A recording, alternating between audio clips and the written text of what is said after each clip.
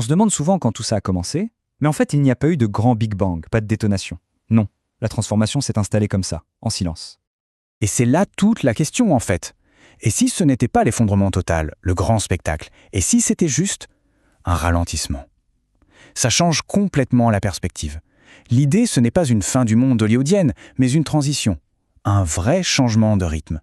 Donc non, pas d'explosion, ça commence tout doucement, presque sans qu'on s'en rende compte. Pensez-y, des coupures de courant qui ne sont plus des accidents, mais qui deviennent la routine, le nouveau rythme du réseau. Ou alors imaginez ces fils de porte-conteneurs immobiles qui attendent d'une eau qui n'arrive plus. C'est ça, la normalité qui glisse petit à petit.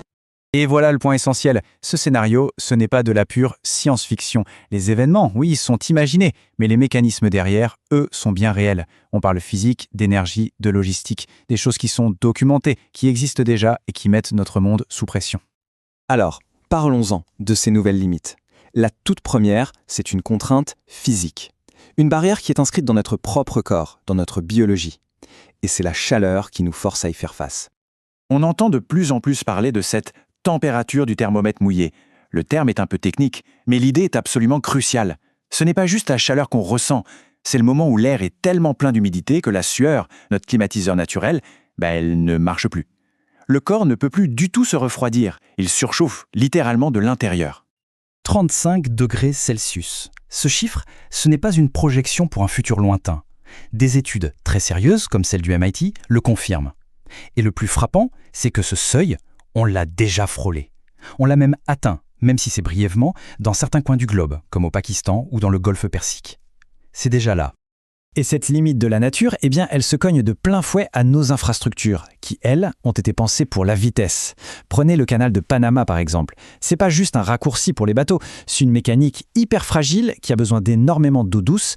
S'il ne pleut pas assez, le niveau baisse, le trafic ralentit, et c'est toute la chaîne logistique mondiale qui se met à tousser. L'autre grande limite, bien sûr, c'est l'énergie. L'Agence internationale de l'énergie le dit clairement, le pic du pétrole conventionnel, c'est du passé. Ça veut dire quoi? Ça veut dire que c'est structurellement plus dur et plus cher d'en produire. Et là, une petite baisse de 5%, ce n'est plus juste une fluctuation du marché. C'est une secousse sismique, mais lente, qui se propage à tout, aux avions, aux cargos et même à ce qu'on mange. Bon, on a parlé des grands systèmes, des mécanismes globaux, mais tout ça, au final, ça se traduit comment dans nos vies? Qu'est-ce qui se passe quand le monde appuie sur la pédale de frein? Les vies de tous les jours, elles sont obligées de se réorganiser autour de ça. L'imprévu, en fait, devient la nouvelle règle du jeu. Les coupures de courant, ce ne sont plus des pannes exceptionnelles, mais des ajustements prévus. On est alors obligé d'apprendre à vivre autrement. On ne planifie plus sa journée juste avec le soleil, mais avec les heures où il y a ou non de l'électricité. Et face à une chaleur qui devient insupportable, voire mortelle pendant la journée, la société n'a pas le choix, elle s'adapte. Dans les zones les plus touchées, la vie bascule complètement.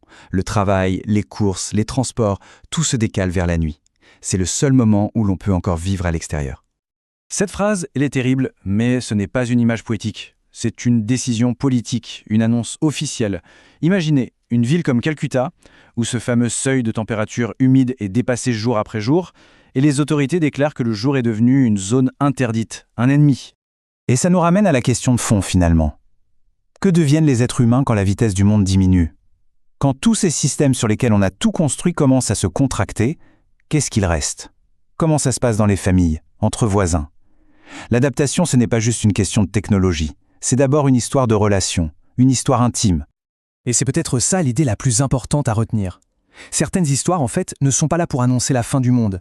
Elles sont là pour nous montrer ce qui se passe quand il ne fonctionne tout simplement plus comme avant. Ce n'est pas la fin de tout, mais la fin d'un certain monde. Et ça nous force à imaginer comment on pourrait apprendre à vivre dans un monde plus lent, plus fragile et radicalement différent.